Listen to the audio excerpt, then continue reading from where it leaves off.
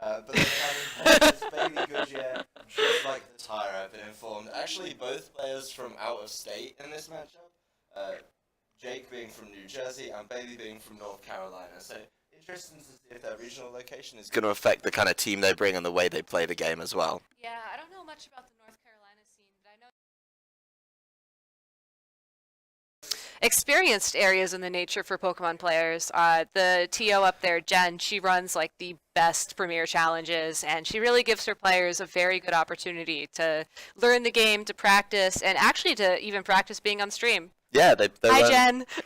they run some really big tournaments up there, and if you live up there, you're interested in Pokemon like you're watching today, and you like what you see, definitely check it out. Head to the Pokemon.com website, look for Find an Event, and just put in your zip code, it'll find you nearby events. Like, we encourage everyone to get involved in these kind of things. There's plenty of events. The format's going to change when Sun Moon comes out, which is going to be definitely a really exciting time to start playing. So head on over there, and then, find your local event and get involved. If you're just watching, you could be here. You could be here playing. You could be on the stream with us. Yeah. All right, so speaking of being on stream, I believe these players are ready to go. So if they want to get started, trying to give them the thumbs up. All right, so let's start talking about some teams while they're going into team preview. Bailey is running Groudon, Yveltal, Kangaskhan, Thundurus, Cresselia, and Ferrothorn against Jake's Xerneas, Kyogre, Smeargle, Hitmontop, Bronzong, and Salamence. So I think finally we see a little bit of a weather war going on here in Florida. Yeah, we are going to see the weather war. We are going to see Groudon, of course, on Bailey's side and the Kyogre on Jake's side. I'm actually really excited that I don't think they share a single Pokemon on their team. They don't. So there's going to be no weird speed ties that we have to talk about, but they bring two completely different archetypes. We saw Groudon and Vettel, the pairing Bailey's using as his restricted. They had a real breakout time in Italy last year, of course, where Rashamati bought it. He bought it with the Jumpluff, but we've still seen it as a pairing people like. And Xerneas Kyogre has never really taken off as much, I don't think. I feel like it's always kind of struggled a little bit, but it's still very potent. Of course, we see Smeargle, everyone's favorite. Definitely. We'll have to be watching for those Moody boosts this game if it has Moody. Yeah, if it's a Moody Smeargle, obviously, there's always a way to win a game with Moody. So even if the matchup gets a little bit tough, if maybe the weather war doesn't go his way and Bailey gets the Groudon out last and sets up that Sun, then Smeargle can find a way. Groudon's great. If it does have the Sun, that's fantastic. But if it's asleep, it's not actually going to be able to do much. Yeah, I think what I find most interesting, actually, is Bailey's choice of using Ferrothorn. Ferrothorn is 4 times weak to fire, so usually you see it paired with a Kyogre. But having both Ferrothorn and Groudon on the same team makes me wonder if it's really like a situational Pokemon. Maybe we'll see it against the Kyogre Xerneas or, Reindeer duo. Yeah, it has a really strong matchup against these two. So even though his team doesn't help it that much, just on its own, it puts pressure on the restricted pairing on Jake's side. So I'll be interested to see if he brings it and when he brings it, more importantly as well, because it has to have the board set up for it a little bit before it can come in safely and do its business. Yeah, so we're going to see Jake lead with what appears to be a double Intimidate, Salamence and Hitmontop into Kangaskhan and Thundurus. Kangaskhan really not appreciating that -2 attack stat right off the bat. No, it's not going to be good. It still brings some use, of course. It has Fake Out, which isn't really looking to do the damage anyway, but it's not going to do anything really in regards to damage, but it does of course get the flinch.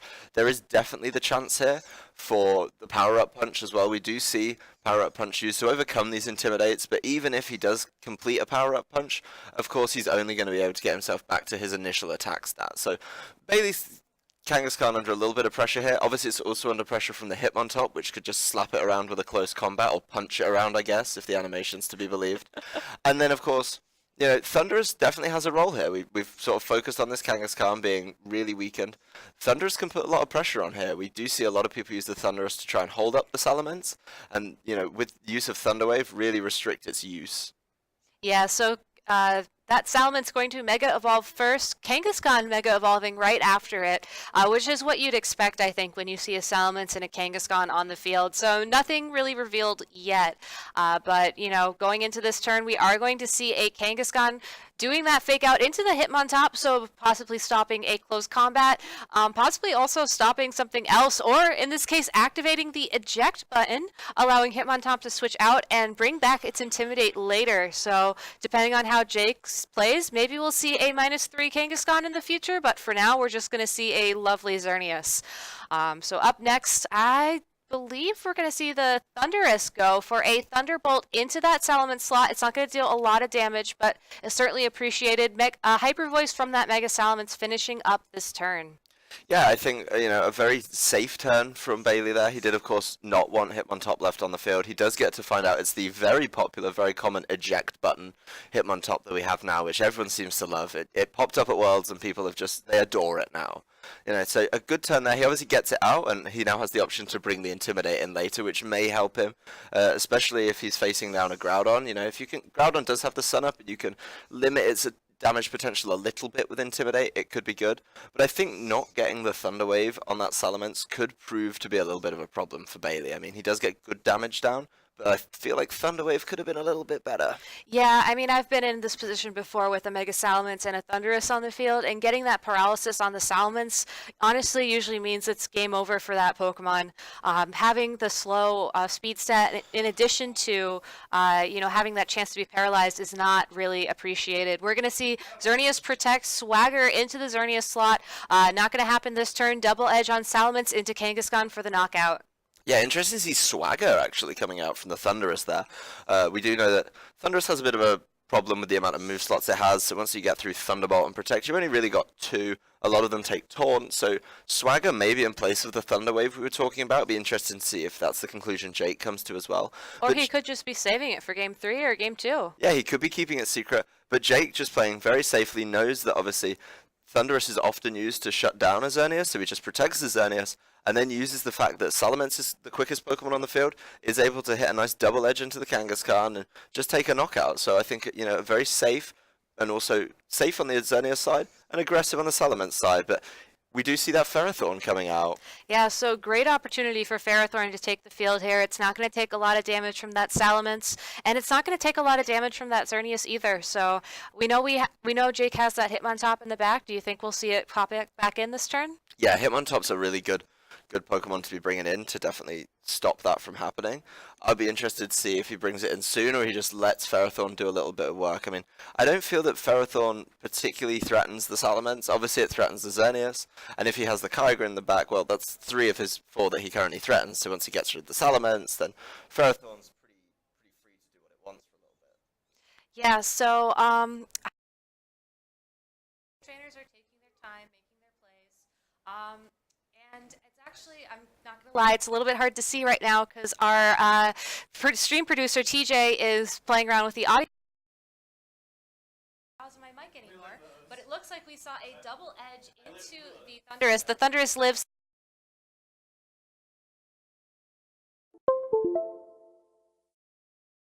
to Jake's party. Moonblast from Xerneas into the Thunderous for the KO there. Yeah. Players there. I think they both get a little bit of what they want. Obviously, we do see the Xerneas is still in a good position on the field, but Ferrothorn is also, sat pretty. We did talk at the beginning of the game, and at the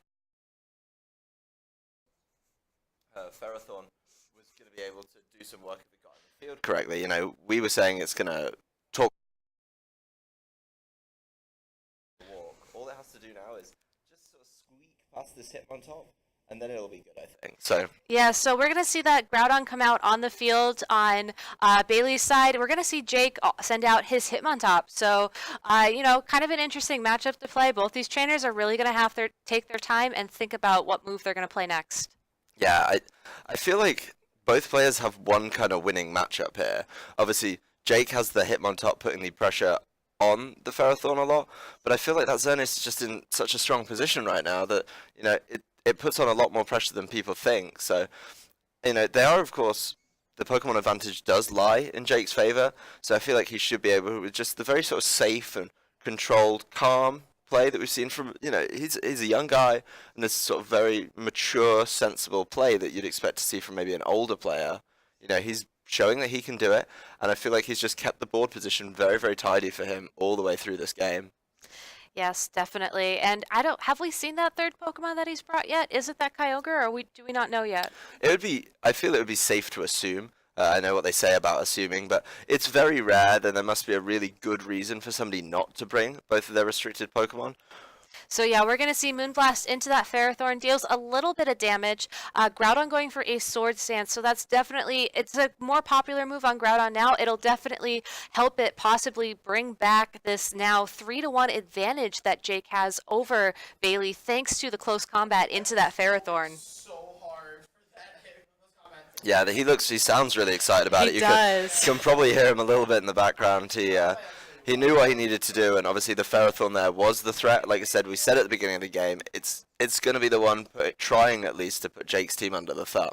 Doesn't get there and just gets knocked out. I think, a very smart play to Moonblast just to make sure the close combat takes the knockout.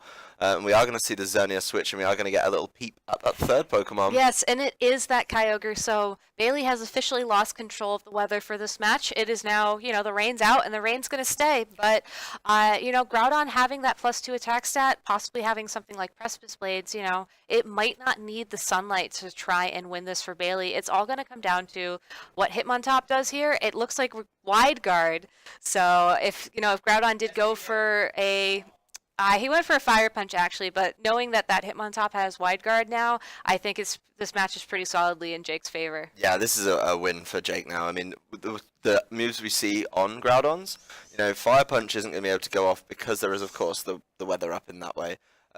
Precipice Blades is going to be blocked by the Wide Guard, so it's now pretty much free for Kyogre just to hit it with a water type attack and really extinguish its flame. It's going to go for Origin Pulse here to round out the match, and that should be a nice tidy knockout and game 1 in Jake's favor. Yeah, and I got to commend Jake for going for the Wide Guard this last turn. Again, a lot of times players might just assume, okay, I got this is in my favor. But, he was very smart. He remembered his win condition. He remembered to protect the Kyogre from taking any nasty +2 Precipice Blades, potentially. And I think that worked out really well. What I don't think we saw, though, was how these Primals pair up in terms of speed. No, we didn't see them hit the field together, and we didn't really see them, go for it. I'd like to see them maybe without their partners around, just go one-on-one, obviously.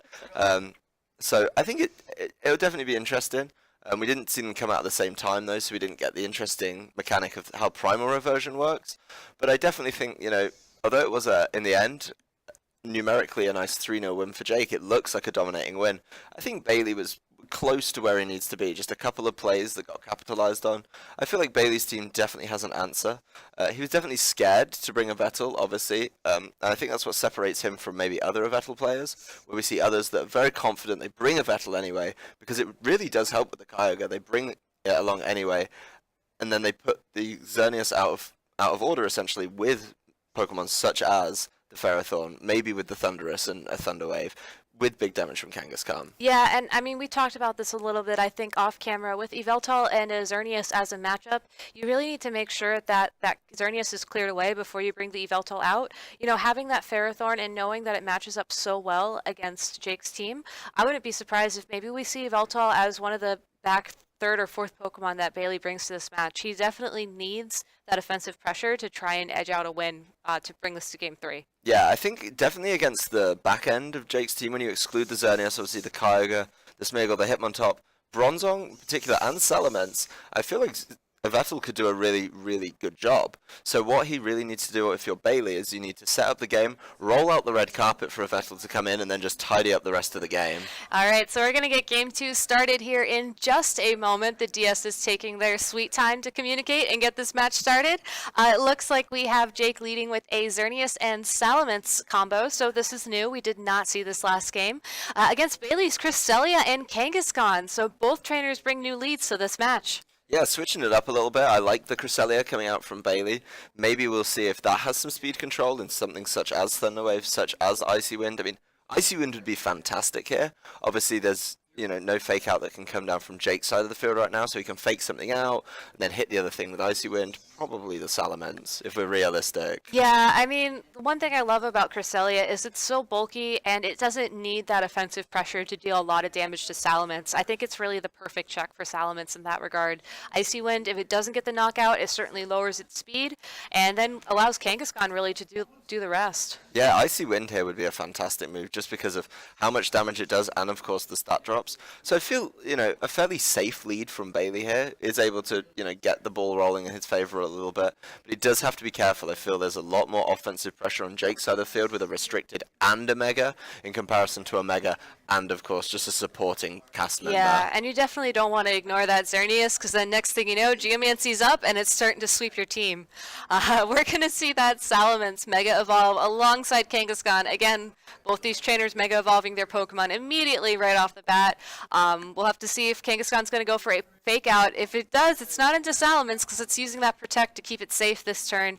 Xerneas as well using the Protect, so there will be no damage on, Jake's side of the field this turn. Fake Out and Trick Room from that Cresselia. So Bailey does a really good job here of capitalizing on Jake's double protect. Yeah, Bailey showing a form of speed control we hadn't actually discussed on his team, showing that he has Trick Room. So if his team's trained to, really function in it, we know Ferrothorn does well in Trick Room. If the Groudon's trained without any speed, maybe a nature that hinders its speed a little bit, it'll really be able to push on and do well. So maybe a form of speed control that we didn't see Jake consider. He played that first turn very safely. Obviously, if you double protect, you can't prevent anything happening on your opponent's side of the field. I feel like he's got a little bit punished by that. He did play safe to avoid Fake Out, but in the end, Bailey gets his Trick Room set up for free. Yeah, he gets the Trick Room up for free, and seeing that Ferrothorn, seeing that Groudon, that could be huge. The beautiful thing about Trick Room is that it lasts for 5 turns, which means it's very hard to stall out, especially like right at the beginning of a match. Kangaskhan does switch out for that Groudon, so it's possible maybe Cresselia will try and sort of support Groudon. I believe he gets Gravity, right? So we might see that. We might see Helping Hand. There's a number of ways that the Cresselia can obviously help the Groudon. We've seen Skill Swap to give it Levitate and make it exceptionally hard to knock out with Precipice Blades or Earth Powers of your own. There's all kinds of moves it can go for. We do see the switch as well on the Salamence coming from Jake's side of the field. And, Jake sends in that Hitmontop, so we will get an Intimidate off on that Groudon, and from what we've seen of it so far, it is a physical Groudon, so that'll definitely make a little bit of a difference. Ice Beam from Cresselia into what was a Salamence is now a Hitmontop, so that is great information for Jake. Activating the eject button once again, so he'll have a moment to possibly bring in that Kyogre now if he brought it. To prevent Groudon from using any sort of fire-type attacks to stop Xerneas the next turn, if that's the route that he decides to go with, and that is what we see. Yeah, a really good turn from Jake, even though the pressure was on him. He knew that Bailey didn't quite have enough to really push on with that Trick Room immediately. Yeah, what I'm really curious, though, is to see what is this Xerneas going to do here. It might be weird to use Geomancy under Trick Room, but he gets it for free. I don't really see the Xerneas dealing much other damage. So yeah, we do see the Geomancy. It's going to get +2 special attack, +2 special defense, and +2 speed, which honestly doesn't make a difference because I think with these 3 Pokemon out on the field next to it, it was probably going to move last anyways. Yeah, the Xerneas is going to be moving last throughout the turn, so you may as well get the other stats as well. You can get the double 2 stages of special attack and the 2 stages of special defense, so if you can get those up, yeah, you're still going last, but if that's still on the field when Trick Room ends, which very possible, we've just had 1 turn of it, there's a couple of turns he can protect, then he's only really available to be attacked 1, maybe 2 turns of this, so maybe it could, he's playing the long game here, trying to set up. I do like what Jake did as well with the Kyogre slot. That Pokemon in that last turn had 3 different Pokemon in it. Started out with a Salamence, then he brings in Hitmontop and gets an Intimidate, then he eats up the Ice Beam, gets sent back out, so Intimidate is now available for later, and then he gets to bring in Kyogre and set his own weather. So that 1 slot, just because of the eject button Hitmontop, has been so valuable. Yeah, and it's really a place where Hitmontop shines. When you see it switch in for what was a super effective attack and just take it and then be able to punish now by switching back in for that Kyogre to get that Intimidate back up and bring Groudon down to -2. It's clear that he's really good at managing the board in this game, and honestly, it seems like he's not even that phased by Trick Room. We do see Cresselia go for a skill swap, so now Groudon has Levitate. I'm not really sure if that was the purpose of that. I think it was more Cresselia's attempt to get the sunlight back up on the field. We see a second Sword Stance from Groudon. We saw the first one last game.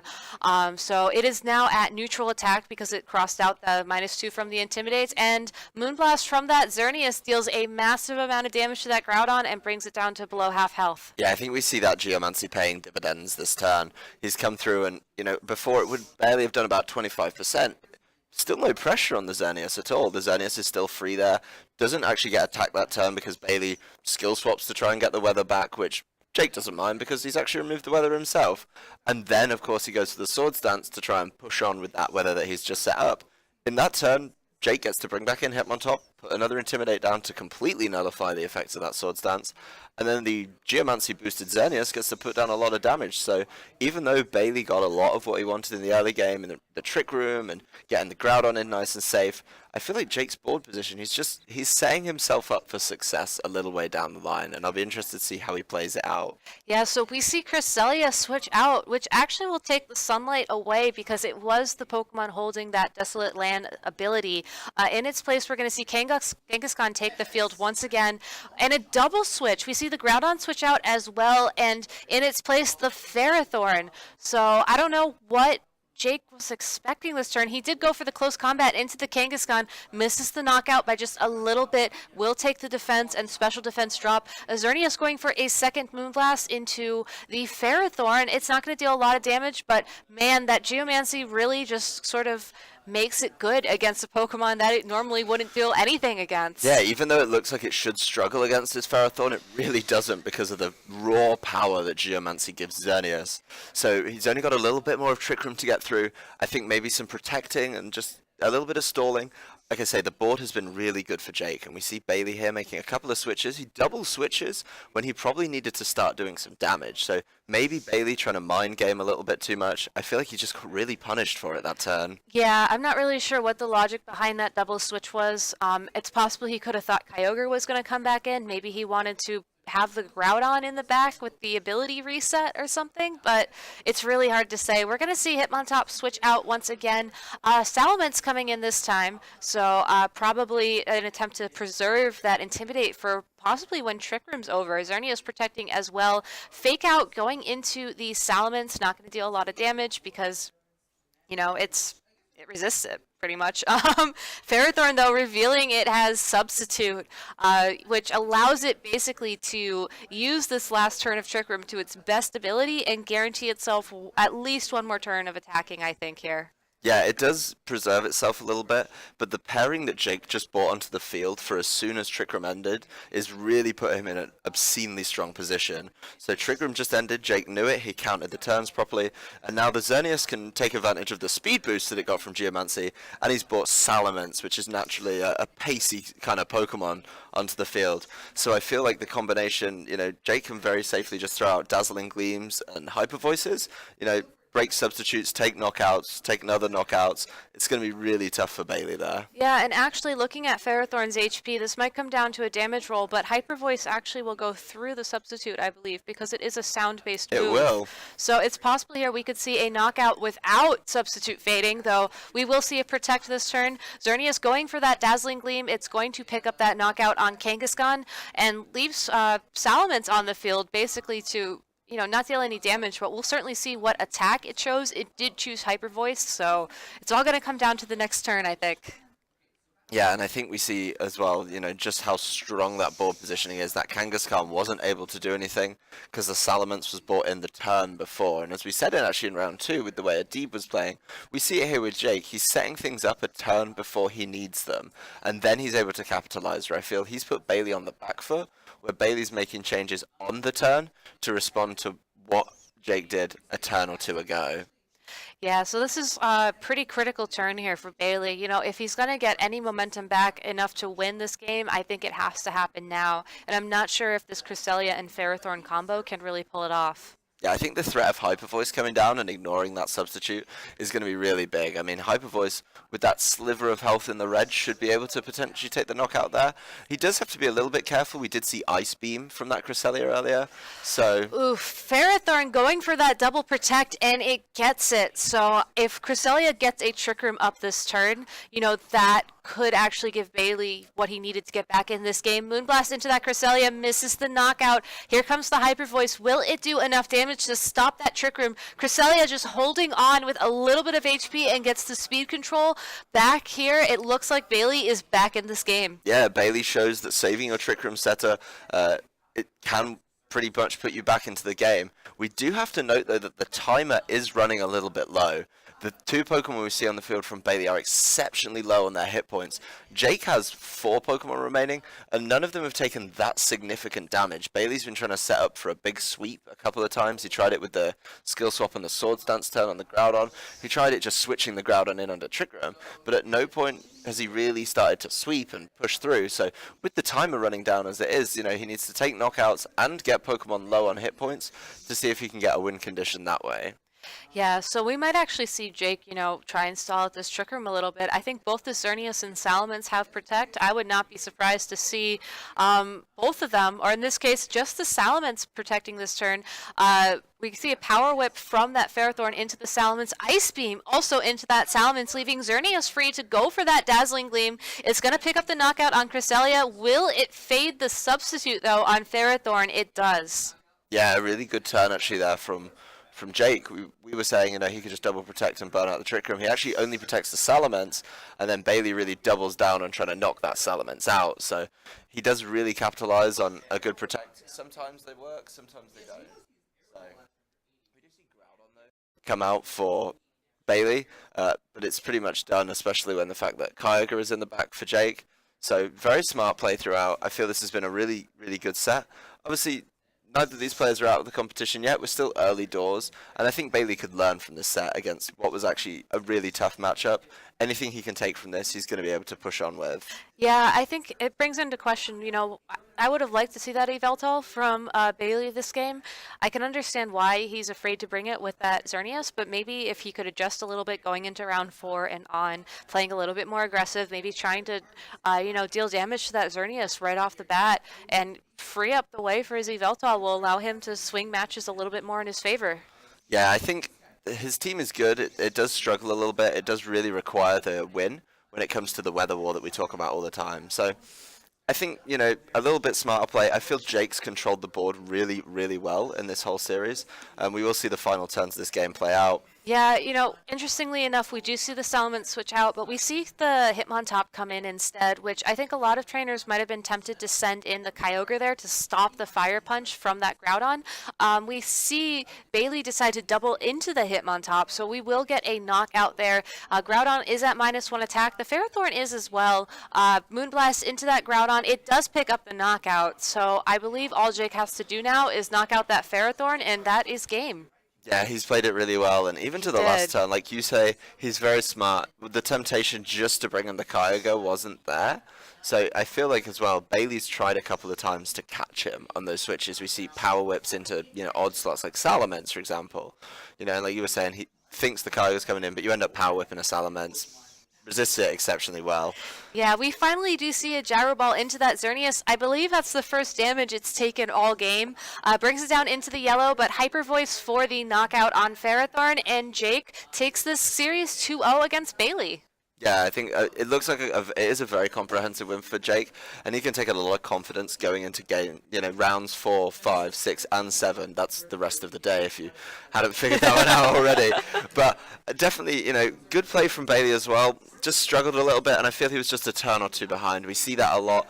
Better players step up, and they actually go and win the game by being a turn or two ahead in the way the game is played. Yeah, part of me can't help but wonder if we saw him sort of get a little bit nervous, make some little misplays. Like, when you try and set an engine up like that Swords Dance, and I believe it was a Trick Room combo on Groudon, like, sometimes that works really well, but part of being a really good player at this game is making the appropriate calls, and I don't think that was really what he needed to win this set. No, I think there was a little bit too much that he needed to set up. He wanted the Trick Room, he wanted the weather control, and he wanted the Swords Dance. So 3 is a magic number, but not when it's too much to get. No, I think he would have been better off just picking one and hoping for the best. Yeah, I think if maybe he'd just taken the Trick Room and pushed on with that Trick Room archetype, not gone for the Swords Dance, just tried to win the weather war by board positioning, then it could have gone a little bit better for him.